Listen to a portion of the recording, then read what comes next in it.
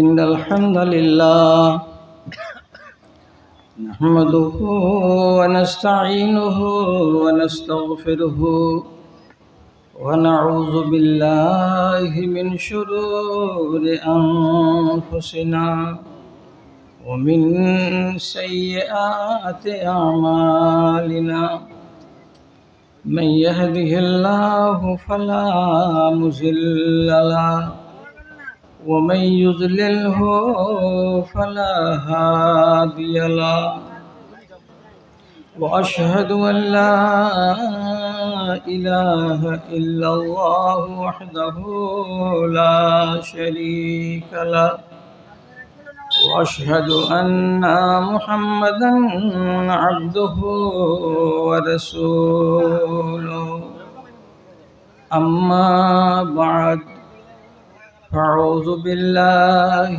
من الشيطان الرجيم بسم الله الرحمن الرحيم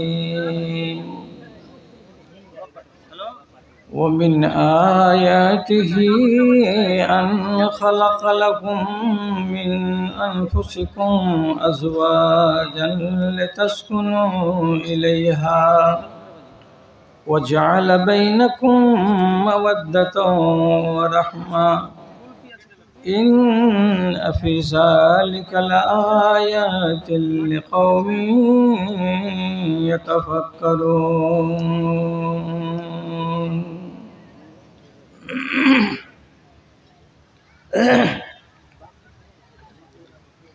আরামের তরে ভালোবাসো যদি শীতল গাছের ছায়া আখিরাত লাগি করো কিছু কাজ ছাড়ো দুনিয়ার মায়া প্রভুর শরণে ক্ষয় করে দাও তোমার দেহ আর মন পথিকের বেশে হয়েছে তোমার এ ধরায় আগমন শূন্য হাতে এসেছিলে ভাবে শূন্য হাত চলে যাবে ধন আর জন গাড়ি আর বাড়ি সবই পড়িয়া রবে ছেলেরা তোমায় কবরে শোয়াবে পরায় বস্ত্র সাদা কাফন পথিকের বেশে হয়েছে তোমার এ ধরায় আগমন সব কিছু ফেলে চলে যাবে তুমি আসিলে মরণক্ষণ রে আসিলে মরণক্ষণ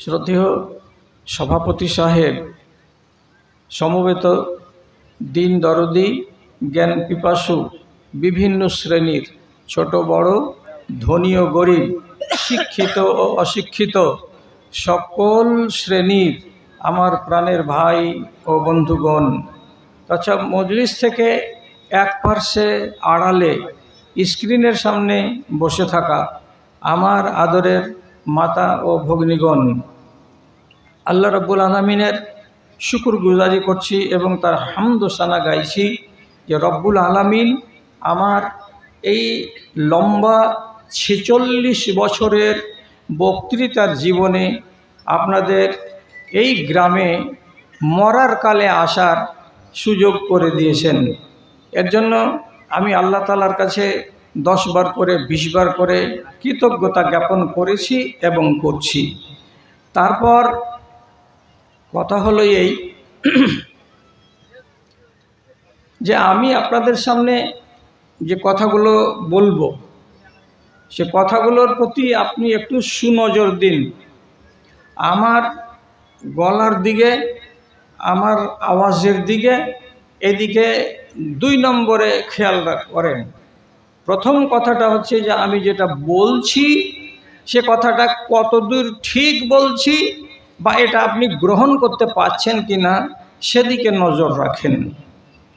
প্রথমেই বলি, আমার মিতবাপ মৌলানা মোহাম্মদ হোসেন সালাফি সাহেব, আমি যখন এইখানে আসি তখন উনি আমাকে ইশারা করেছেন যে এখানে এসে আপনাকে কমপক্ষে দুটো বিষয়ের উপরে কিছু কথা বলতে হবে। এক নম্বর বিষয় হলো বিবাহ, আর দুই নম্বর ওর সাথে যুক্ত হয়ে রয়েছে পর্দা। তো দুটোই বড় জটিল বিষয় এবং বড় নাজুক বিষয়। বর্তমান জামানাতে বিশেষ করে মুসলমানদের জন্য এই দুটো বড় নাজুক। তো যাই হোক, এইবার কথার দিকে খেয়াল করেন। আল্লাহ রাব্বুল আলামিন কোরআন মাজিদের ভেতরে বলেছেন প্রথমে, ইন্নী জাইলুন ফিল আরজে খলিফা, আমি এই দুনিয়াকে আবাদ করার জন্য একটা খলিফা বানাবো। আপনি যদি খলিফা বলতে চান, সোজা সোজা তর্জমা বলি, এই দুনিয়ার অধিপতি, ওকে প্রধানমন্ত্রী, ওকে রাষ্ট্রপতি, আর কিছু যাই বলবেন, আমি তাকে বানাবো। এবার গোড়াতে আল্লাহ তাআলা বললেন যে আমি দুনিয়াতে একজন খলিফা বানাবো। তারপরে ফেরেশতাদের সঙ্গে মত বিনিময় হলো, আলাপ আলোচনা হলো, ফেরেশতাদেরকে দিয়ে সেজদা দেওয়ানো হলো, তারপরে আদমকে জান্নাত দেওয়া হলো, তারপরে আদমের বাম পাশের বাঁকা 23 নম্বর হাড় থেকে তার স্ত্রী হাওয়াকে তৈরি করা হলো। তারপরে জান্নাতের ভেতরেই আদম এবং হাওয়ার দুজনের নাফরমানি করার কারণে তাদেরকে জান্নাত থেকে তাড়িয়ে দেওয়া হলো। অনেক ভাই রাগের সমতে বলেন, এবং নবী মুসাও বলেছেন রাগ করে, যে আপনি যদি এরকম করে ফল না খেতেন, আপনারা স্বামী স্ত্রী, তো আল্লাহ তাআলা আপনাদেরকে গেট আউট করতো না, আর আমরাও জান্নাত থেকে নিচে আসতাম না, ওইখানেই ফাট করে বেড়াইতাম। তো আদম জবাব দিয়ে বলেছিলেন, এই যেই কথাটাকে রব্বুল আলামিন আমাকে জন্ম দেওয়ার 50,000 বছর আগে লিখে দিয়েছেন যে আমি দুনিয়াতে প্রতিনিধি পাঠাবো, তো মাঝখানে যে ঘটনাগুলো ঘটলো এটা আল্লাহর কলমে লেখা আছে, এটুকু হতে হবে, আর এটুকু হওয়ার পরে আমাকে দুনিয়াতে পাঠানো হবে। তুমি বুঝতে পারো না? তাহলে মধ্যেকার ঘটনাগুলোর পিছনে কারণ আছে, ওইগুলো বলার আমার কাছে সময় নাই। আমি শুধু আসছি বিবাহের গোড়াতে। গোড়াটা কি বিবাহের, কেন দরকার পড়লো? তো কারণটা হলো এই, খেয়াল করেন কথার দিকে, এ কথাগুলোকে হেফাজত করবেন, বাড়ি গিয়ে তো কাজ দিবে ইনশাআল্লাহ। আল্লাহ রাব্বুল আলামিন মানুষ তৈরি করেছেন 4 নিয়মে। কয় নিয়মে বললাম? 4 নিয়মে। কেমন করে 4 নিয়মে? আদমকে তৈরি করেছেন কোনো পুরুষ, থাকা একটু কাছে করে দিতে ঘেউ ঘেউ করছে। আদমকে তৈরি করেছেন বিনা মেয়ে ছেলেতে, বিনা বেটা ছেলেতে। ওকে তৈরি করতে গিয়ে আল্লাহ তাআলাকে পুরুষের আর নারীর দরকার পড়েনি, কাদামাটি সেনে দিয়ে তৈরি করে দিলেন। এক প্রথা, এক নিয়ম হয়ে গেল। দ্বিতীয়, হাওয়াকে আল্লাহ রাব্বুল আলামিন তৈরি করেছিলেন তার বাম পাশের পাঁজরের বাঁকা হাড় থেকে। আল্লাহ বললেন হয়ে যাও, হয়ে গেল। তাহলে দ্বিতীয় রকমের সিস্টেম হয়ে গেল। 3 নম্বরের সিস্টেম, আল্লাহ রাব্বুল আলামিন একটা মানুষ তৈরি করেছেন দুনিয়াতে। সেই মানুষটাকে তৈরি করার পেছনে একটা মেয়ে ছেলের দরকার পড়েছে, কিন্তু বেটা ছেলের দরকার পড়েনি।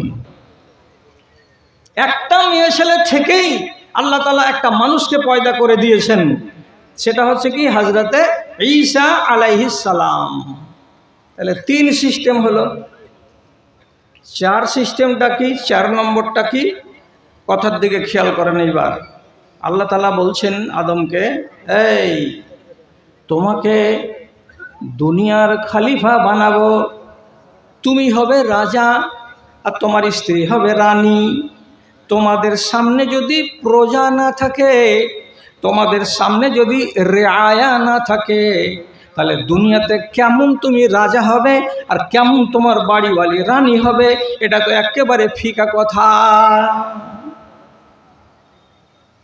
তাহলে প্রজা লাগবে। আল্লাহ তাআলা বলছেন, আর মাটি সেনে মানুষ তৈরি আমি করব না, আর অপারেশন করে আমি মানুষ তৈরি করব না। ও আদম, এইবার তোমার প্রজা তোমাকেই দুনিয়াতে তৈরি করতে হবে। বলছে কেমন করে? কেমন করে? তো আল্লাহ তাআলা কি করছেন? পুরুষের ভেতরে আল্লাহ তাআলা একটা নেচার ঢুকিয়ে দিলেন, একটা আদত ঢুকিয়ে দিলেন। কি? আমার শরীরে যেগুলো আছে আমি তো রোজ রোজ দেখছি, এমন একটা শরীর আমি দেখতে চাই যে শরীরের ভেতরে আমার মতো জিনিস ছাড়া আর অন্য জিনিস যেন দেখতে পাওয়া যায়। তাহলে আদমের মনের ভেতরে একটা কৈফিয়ত পয়দা হলো, এটাকে বলা হয় জিনসি হেজান। অর্থাৎ একটা বেটা ছেলের মনের ভেতরে চেতনা তৈরি হলো। কি চেতনা? মুখে বলতেও পারছেন না, কেন যে জীবনে তো কেউ দেখেনি যে কেমন মেয়ে ছেলে হয়, কেমন নারী হয়, আর কি আকার আকৃতি হয়। মনের ভেতরে আকুপাকু করছে, কিছু একটা দরকার, কিছু একটা দরকার। আল্লাহ রাব্বুল আলামিন স্ত্রী হাওয়াকে যেমনি তৈরি করলেন, ঘুমের ঘোর কাটিয়ে চোখ তুলে তাকানো মাত্রই মুখে হাসি ফুটে গেল। কার? আদমের। কিসের জন্য হাসিটা ফুটলো? উনি যেটা কথা চাইছিলেন মনে মনে, যে আমি আমার চোখের সামনে এমন কিছু দেখতে চাই যে জিনিসগুলো আমার কাছে নাই। সেটা কার ভেতরে পাওয়া গেল? একটা নারীর ভেতরে পাওয়া গেল। এই নারীকে পাওয়া মাত্রই, সোজা সোজা ভাষা বলছি, কোরআন মাজিদে রব্বুল আলামিন স্পষ্ট করছেন, এখানে আমার বাপতুল্য লোক বসে আছেন, ঠাট্টা মজাক করবেন না। ফালাম্মা তাগাশাহা হামালাত হামলান খাফিফা। হযরতে আদম নিজের বিছানায় একটা অচেনা আলাদা ঢঙের আলাদা রঙের একটা মেয়ে ছেলেকে পেয়ে তিনি খুশি হলেন। আর খুশি হওয়ার পরে আল্লাহর কোরআন বলছে এই কথাটা, যে হযরতে আদম আলাইহিস সালাতু ওয়াস সালাম জান্নাতের ভেতরেই তিনি নিজের আহলিয়ার উপরে চাপা পড়লেন, বা তিনি তার আহলিয়ার উপরে শোয়ার হইলেন এবং তার সাথে এক কথাই মিলন করে নিলেন। আর মিলন করে নিয়ে তিনি অত্যন্ত আনন্দ পেলেন, সুখ পেলেন, শান্তি পেলেন, মনটা তার তৃপ্ত হয়ে গেল। এবং ফলস্বরূপ হাওয়ার পেটের ভেতরে একটা বাচ্চা পয়দা হলো। বাচ্চাটা পয়দা হলো জান্নাতের ঘরে, পেটে এলো। বাচ্চাটা ভূমিষ্ঠ হলো কোনখানে? জান্নাতে না দুনিয়াতে? দুনিয়াতে। কথাটা মনে থাকবে জি। দেবীনগরের লোক হযরতে আদম আলাইহিস সালাতু ওয়াস সালামের স্ত্রীর পেটে বাচ্চা এলো। এলো কোথায়? উপরে, জান্নাতে। আর 10 মাস পরে যে প্রজা এবার তৈরি করার দায়িত্ব কার উপরে? এই দুজনের উপরে, অর্থাৎ আদম আর হাওয়ার উপরে। তুমি প্রজা বানাও, দেশটাকে আবাদ করো। আল্লাহ এমন সিস্টেম বানালেন, প্রত্যেকবার হাওয়ার পেট থেকে জোড়া জোড়া, প্রত্যেকবার জোড়া জোড়া, একটা বেটা একটা বেটি, একটা বেটা একটা বেটি। কয়বার মা হাওয়া বাচ্চা জন্ম দিয়েছেন? সহি সূত্রে না হতে গেলেও একাধিক বর্ণনাতে পাওয়া গেছে যে মা হাওয়া 40 বার বাচ্চা দিয়েছেন। এর মানে 80টা, তার ভিতরে 40টা বেটি আর 40টা বেটা। আর আল্লাহর শরীয়ত তখন কি ছিল? প্রথমবার, যেটা দেশওয়ালি বাংলা বলছে আপনারা বিয়ান তো বুঝেন, বিয়ান বুঝেন কিনা? বিয়ান তো প্রথম বিয়ানে অর্থাৎ প্রথম ওয়ালাদাতে যে বেটিটা পয়দা হলো এর বিয়ে হবে পরের বিয়ানে যে বেটা হয়েছে তার সঙ্গে, আর এই প্রথমবারের বেটাটার এবার বিয়ে হবে কার সঙ্গে? দ্বিতীয় নম্বরে যেটা বেটি পয়দা হয়েছে তার সঙ্গে। এই প্রথম জোড়ার বেটা বেটিতে বিয়ে হবে না, দ্বিতীয় জোড়ার বেটা বেটিতে বিয়ে হবে না, তৃতীয় জোড়ার বেটা বেটিতে বিয়ে হবে না। এই জোড়া থেকে একটা, এই জোড়া থেকে একটা নিয়ে সংসার তৈরি হবে। এইভাবে রব্বুল আলামিন আদমের কুলে আওলাদ দান করলেন। তাহলে 40টা জন্মেই 80টা মানুষ তৈরি করে দিয়ে দিলেন আমাদের মা। তো ওর বেটাটা বসে থাকবে? দুটা যদি শুধু আমেরিকান কুয়াই পুকুরে ছাড়া যায়, দুটা আমেরিকান কুয়াই 6 মাস পরে দেখবেন 6000 কুয়াই আমেরিকান কুয়াই আপনার পুকুরে ভর্তি হয়ে আছে। তো ওরাও তো জন্ম দিবে। প্রজা বসতে লাগলো। আল্লাহ রাব্বুল আলামিন এই সিস্টেমটাকে বানালেন জান্নাতে, সেইখানে বিয়ে আর শাদির কথাটা উল্লেখ নেই, জোড়া বানালেন এই কথাটা উল্লেখ আছে। এবার আমাদের জন্য যেটা সিস্টেম হলো সেটা হলো বিবাহ। বিবাহর মাধ্যমেই এটা হতে হবে। এর মানে একটা হবে নর আর একটা হবে নারী, এই দুজনের সংমিশ্রণে বাচ্চা পয়দা হবে, এর নাম হলো বিবাহ। এটা করতেই হবে। না করলে কোনো মানুষ যদি বলে আমি ঝামেলায় যাব না, আমি বিবাহ না করলে বড় ইমানদার থাকতে পারবো, বড় ইমানদার হওয়া যাবে না, বড় চোট্টা হয়ে মরতে হবে কবরে। যদি বলে যে আমি বিবাহ করব না, ইমানদার হয়ে মরবো, পাকা ইমানদার হতে পারলো না, ধাপ্পাবাজ হয়ে কবরে গেল, ওকে বিয়ে করতেই হবে। কেন কেন করতে হবে বিবাহ? নবী করিম সাল্লাল্লাহু আলাইহি সাল্লাম বলছেন, সুন্নাতুল আম্বিয়ায়ে আরবাতুন, আম্বিয়াদের সুন্নাত হলো 4টা। আদম যেটা করেছেন সেটা ইব্রাহিম করেছেন, সেটা নূহ আলাইহিস সালাতু ওয়াস সালাম করেছেন, সেটা মুসা করেছেন, সেটা ঈসা করেছেন, আমার নবী করেছেন। পৃথিবীতে যত নবী এসেছিলেন সবারই সুন্নাত হলো 4টা। কি কি? আত্মা আত্মর, সব নবী আতর ভালোবাসতেন এক। সব নবী মিসওয়াক ভালোবাসতেন, তা হলো 2। সব দুনিয়াতে যত নবী এসেছিলেন সকল নবী বিবাহ করেছেন, এটা হলো 3। আর 4 নম্বরে নবীজি বলছেন আল হায়াও, পৃথিবীতে যত নবী এসেছিলেন সমস্ত নবী ছিলেন হায়াবাজ। প্রত্যেকটা নবীকে আল্লাহ তাআলা হায়া দান করেছিলেন, একটাও কোনো নবীকে রব্বুল আলামিন বেহায়া বানান নাই। সব নবীর সুন্নাত হলো বিবাহ করা। তাহলে নবীর সুন্নাতকে বাদ দিয়ে আপনি যদি বলেন যে আমি বড় আবেদ হব, আবেদ হবেন? হওয়া যাবে না। বিবাহ করতে হবে, করার পরে আপনাকে আবেদ হতে হবে। 3 জন লোক নবীজির স্ত্রীদের কাছে এসে বলছে আপনার কাছে এলাম। কেন বাবা, কি জন্য এসেছো? বলে রাসূলুল্লাহ কীরকম করে ইবাদত করেন তা জানবার জন্য। তখন নবীর স্ত্রীগণ খবর দিলেন, এইভাবে রাত জাগেন, এইভাবে নামাজ পড়েন, এইভাবে খানা খান, এইভাবে রোজা করেন ইত্যাদি। যখন বয়ানটা রাসূলুল্লাহ শুনতে পেল তখন এরা 3 জন একজন আরেকজনের দিকে দেখছে আর দেখে বলছে কান্নাম তাকাল্লু। একজন আরেকজনকে বলছে হ্যাঁ রসুল যদি এরকম করে তা আমরা কি করবো? হ্যাঁ আমরা তো কিছুই নই। আইনা নাহনু মিনহু, রসুল যদি তিনি নবী হয়ে এতগুলো করে থাকেন, আমরা সাধারণ মানুষের কত করা উচিত ছিল, তাহলে আমরা তো কোথায়, একদম পিছনে পড়ে আছি। দিয়ে এ 3 জন তখন বলছে না, আগাতে হবে আমাদেরকে ইবাদতে। রাসূলুল্লাহ যদি এরকম হন তো আমরা কেন এরকম হব না? তখন একজন চট করে বলছে দেখো ভাই, আমি শপথ করে বলছি, কি ইন্নি আল্লাহ আসুমুদ্দাহারা, সারা জীবন রোজা চালিয়ে যাব, একদিনও বিনা রোজায় থাকবো না। আরেকজন তখন বলছে ইন্নী লা আকুমুল লাইলা, আমি সারা রাত কিয়ামুল লাইল করব, জেগে নামাজ পড়ব, দোয়া করব। আরেকজন তখন বলছে আমি সারাটা জীবনে বিবাহ করব না শাদী করব না, যদি বিবাহ করি শাদী করি ইবাদত কম হয়ে যাবে, সুতরাং বিবাহটাকে আমি বাদ দিয়ে দিলাম। একজন বলছে বিবাহ জীবনে করব না, আর একজন বলছে সারাটা জীবন ধরে রাত জাগবো, ঘুমাবো না। আর একজন বলছে কি সারাটা জীবন ধরে রোজা চালাবো, একদিনও রোজা ফাঁকা দেব না।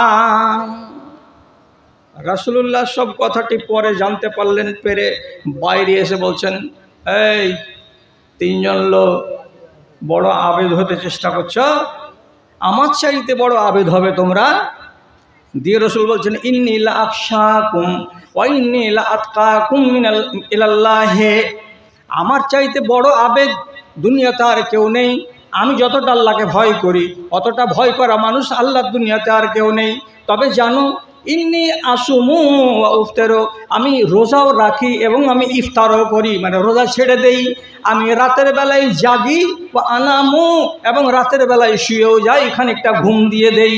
আর তারপরে নবীজি বলছেন, আমি বিবাহ করেছি, আমার সংসার আছে, আমার একটা নয় দুইটা নয় একাধিক বাড়িওয়ালি আছে।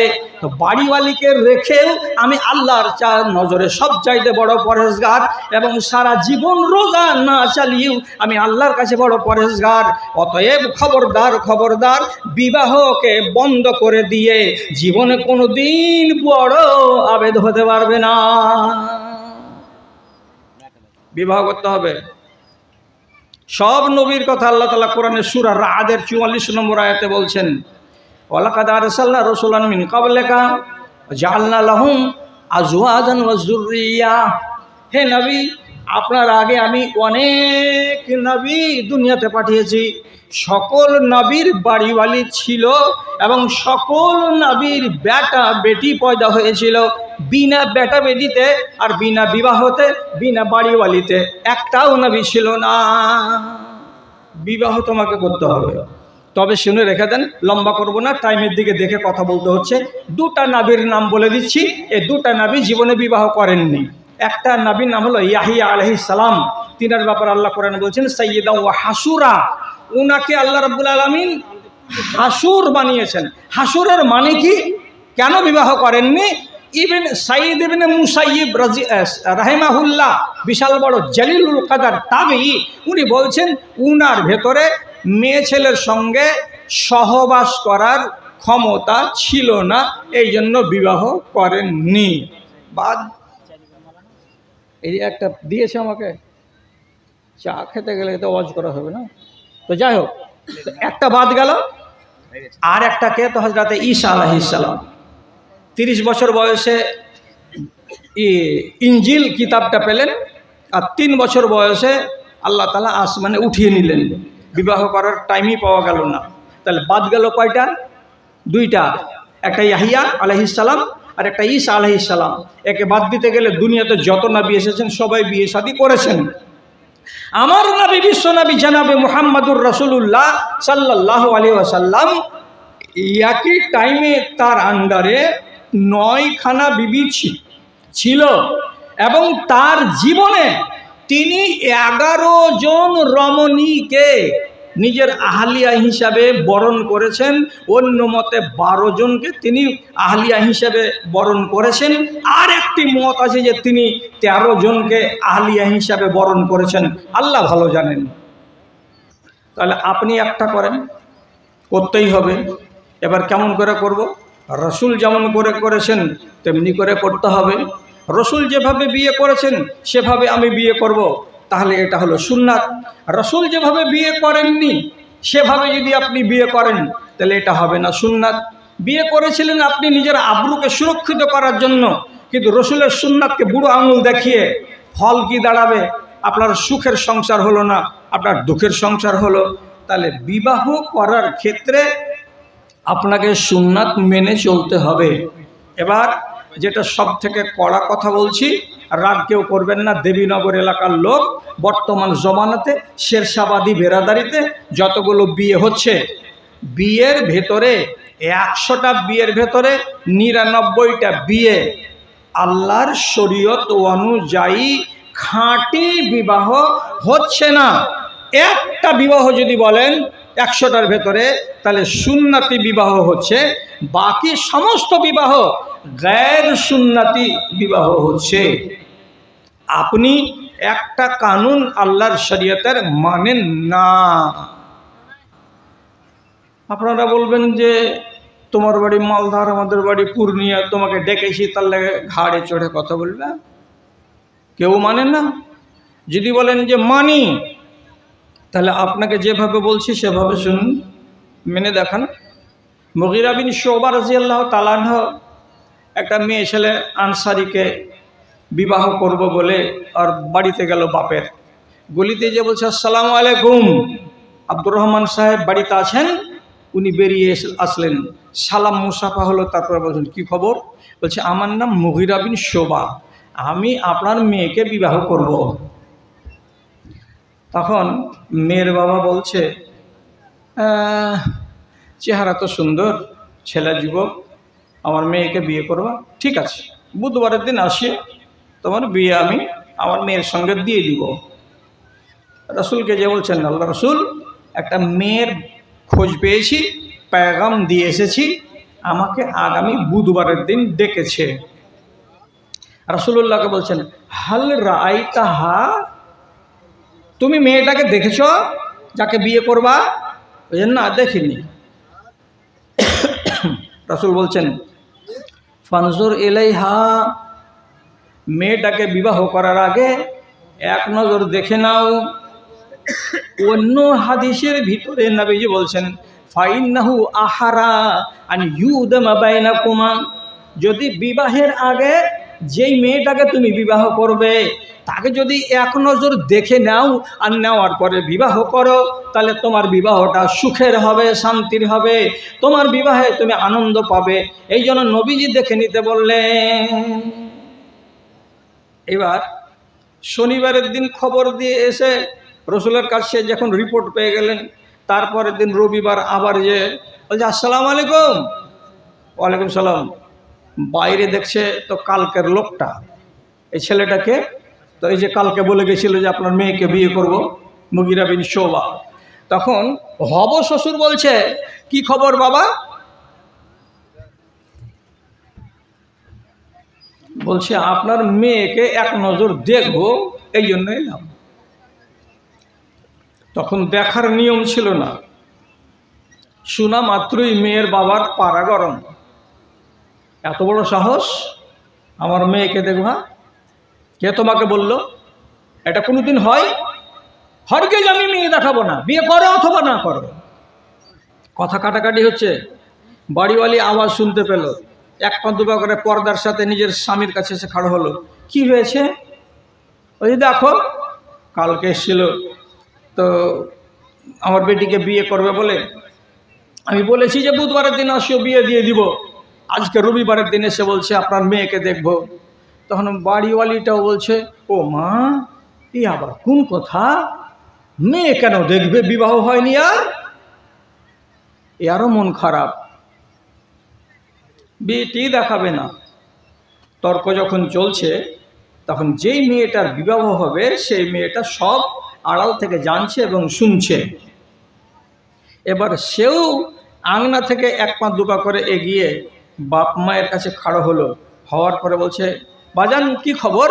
তো বলছে এই দেখো এই ছেলের সঙ্গে তোমার বিয়ে লাগাবো, বুধবারের দিন বিয়ে দিব, কালকে কথা বলেছি, আজকে চলে এসে বলছে মেয়েকে দেখবে বলে।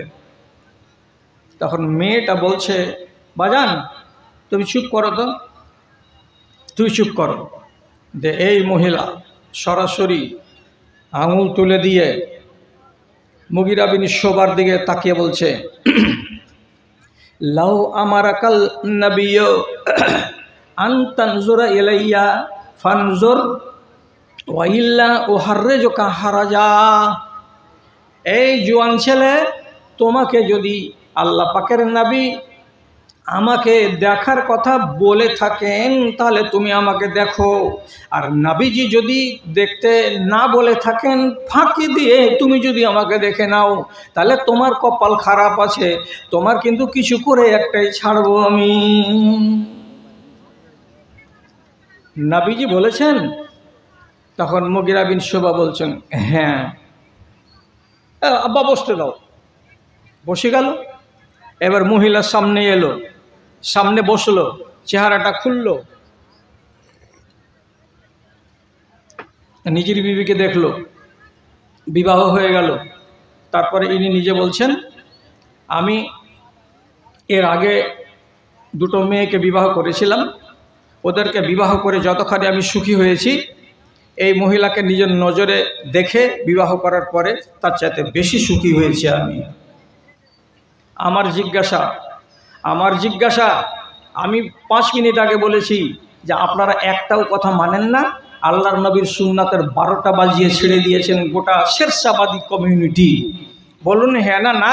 এইবার আপনার কাছে জিজ্ঞাসা, মুগিরা বিন শুবাকে যখন রাসূলুল্লাহ দেখতে বললেন, তো পরের দিন যে তিনি চলে গেলেন ওই গলিতে, তাহলে মুগিরা বিন শুবা কি তার বাপকে সাথে করে, তার একটা বন্ধুকে সাথে করে, তার চাচাকে সাথে করে 4 জন মিলে 4টা উটের উপরে চড়ে ওই লোকটার বাড়ি গিয়ে ওই মেয়েটাকে দেখতে গেছিল, না একজন দেখতে গেছিল? কথা বলুন, কয়জন গেছিল গো? একজন না 4 জন? যে বিয়ে করবে সেই দেখতে গেল, ওর দেখার পাওয়ার আছে ওই মহিলাকে, বাকি বাপেরও পাওয়ার নেই, ভাইয়েরও পাওয়ার নেই, বন্ধুরও পাওয়ার নেই। কোনো লোককে আপনি সাথে করে নিয়ে যেতে পারবেন না যে আমি আমার হবই স্ত্রীকে দেখতে এসেছি। এ অধিকার আল্লাহ রাব্বুল আলামিন আপনাকে দেননি নবীর মারফতে।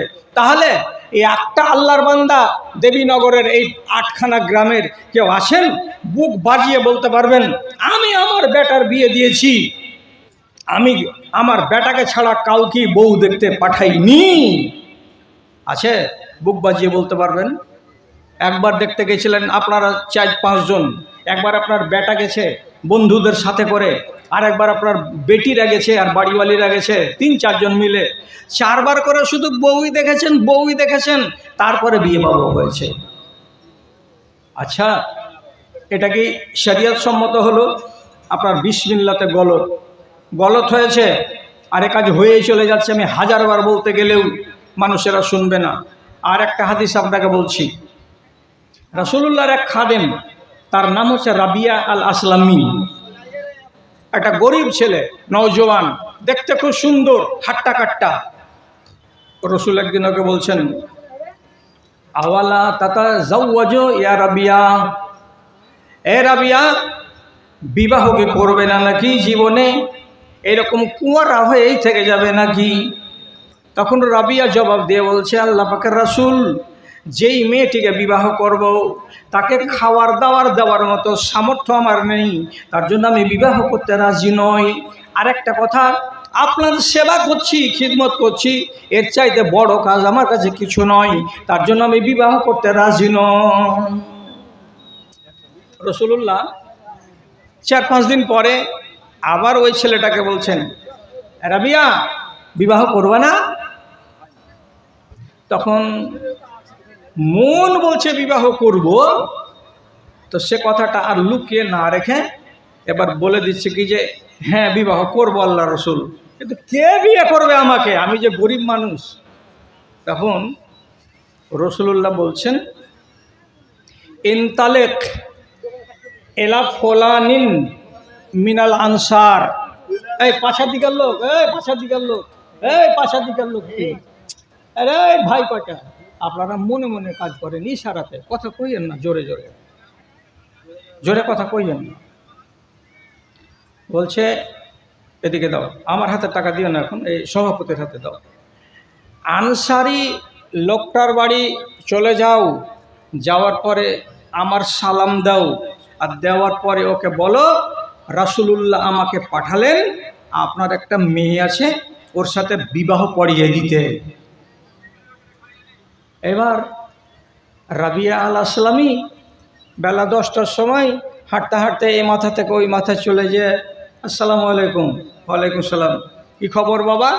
তো বলছে আমাকে নবীজি পাঠালেন, আপনার একটা মেয়ে আছে, তার সঙ্গে আমার বিয়ে পড়িয়ে দিতে হবে, এই জন্য আমি এখানে এলাম।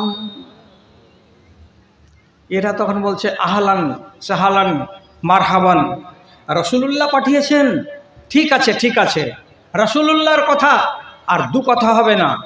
এবার ছেলেটাকে বলতে বসিয়ে দিয়ে মেয়ের বাবা ওর ভাইকে, ওর কাকাকে, ওর দাদাকে, 3-4 জনকে গলিতে ডেকে ওইখানে বসিয়ে নিজের মেয়ের বিবাহ দিয়ে দিল। মেয়ের বিবাহ হয়ে গেল, একদমই এলো আর সাথে সাথে বিবাহ হয়ে গেল। মোহর, মোহরের নাম নেই, নাম নাই। ঘুরে চলে আসলেন মসজিদে, মনটা ভারী। রসুল তার দিকে দেখে বলছেন, হ্যাঁ রাবিয়া, মনটা ভারী কেন বাবা? তখন রাবিয়া বলছে, রসুল বিবাহ করেছি ঠিক কথা, কিন্তু দুনিয়ার লোক নিজের বিবিকে মোহরানা দেয়, কিন্তু আমি আমার বিবিকে কিছু মোহরানা দিতে পারিনি, বিনা মোহরে বিবাহ হয়ে গেছে। তা আমি কেমন একেবারে ছোট লোকের মতো বিবাহ করলাম, এই জন্য মনটা ভারী হয়ে আছে। রাসূলুল্লাহ আর একজন সাহাবীকে ডেকে বলছেন, এই বুরাইদা আল আসলামি, তোমাকে বলছি বাবা, তাড়াতাড়ি করে কিছুটা সোনার ব্যবস্থা করো, সোনা সোনা। এবার দায়িত্ব নিয়ে কি করলো, এই মসজিদের নববীতে যতজন লোক তোমরা আছো, একটু করে সোনাগুলো দাও, এই লোকটাকে সাহায্য করো। কেউ একটা কলাইয়ের দানার সমান, কেউ একটা খেসারির দানার সমান, কেউ একটা নিজের নখের পরিমাণ, যে যতটুকু করে পারলো নিজের বাড়ি থেকে সোনার টুকরা টুকরা টুকরা টুকরা করে নিয়ে এসে এক জায়গাতে জমা করে দিল। সবটি সোনাকে যখন এক জায়গায় জমা করে গেল, তখন কতটা হলো, আল্লাহ ওয়াজনে নাওয়াতিন, একটা খেজুরের বিচি যত বড় হয় অতটা সোনা হয়ে গেল। সেই সোনাটাকে নিয়ে বেলা 12টার সময় আবার শ্বশুরের বাড়ি যেয়ে ডাক দিয়ে বলছে, ওগো বাড়িতে আছেন? আছি। এটা নেন। সোনাখানি শ্বশুরের হাতে তুলে দিয়ে বলছেন, আপনার বেটি মাবিয়ার মোহরানা স্বরূপ এটা আমি দিলাম। লোকগুলো খুব খুশি হলো। খুশি হওয়ার পরে সোনাটা কবুল করলো, আর কয়লার জামাইকে বলছে, মাশা আল্লাহ কাসিরুন, অনেক তুমি দিয়ে দিয়েছো বাবা, আমরা এতখানি সোনা মোহরানাতে পাবো ভাবতে পারিনি। আবার ফিরে এলো। ফিরে আসার পর আসে তো ফ্রি হয়ে নাই, মনটা একটু ভারী ভারী ভারী ভারী, মনটা কেমন কেমন লাগছে। রাসূলুল্লাহ আবার তাকে জিজ্ঞেস করে বলছেন, রাবিয়া কি খবর? বলছে, রাসূল সবই খবর ভালো, বিবাহ করেছি সেটাও ভালো, মোহরানা দিয়েছি সেটাও ভালো, কিন্তু আমি যে মদিনার মসজিদে থাকাকালীন কত লোকের বিবাহের ওয়ালিমার দাওয়াত খেয়েছি, আর আজকে আমার বিবাহ হয়ে গেল, আমি নিজে মানুষকে খাওয়াতে পারলাম না, যেটাকে ওয়ালিমার দাওয়াত বলা হয়। তো আমি ওয়ালিমার দাওয়াত করতে পারিনি গরিব মানুষ বলে, আবার মনটা কেমন কেমন করছে, মনটা ভালো না। রাসূলুল্লাহ এবার বুরাইদা আসলামীকে বলছেন, বুরাইদা একটা ছাগলের ব্যবস্থা করা যাবে? জি যাবে। হলো? হ্যাঁ, ছাগল পাওয়া গেছে। এবার রাসূলুল্লাহ একটা সাহাবীকে বলছেন, আমার বাড়িওয়ালির কাছে যাও, আয়েশাকে যেয়ে বলো তোমার কাছে যদি কিছু খানা পানি থাকে।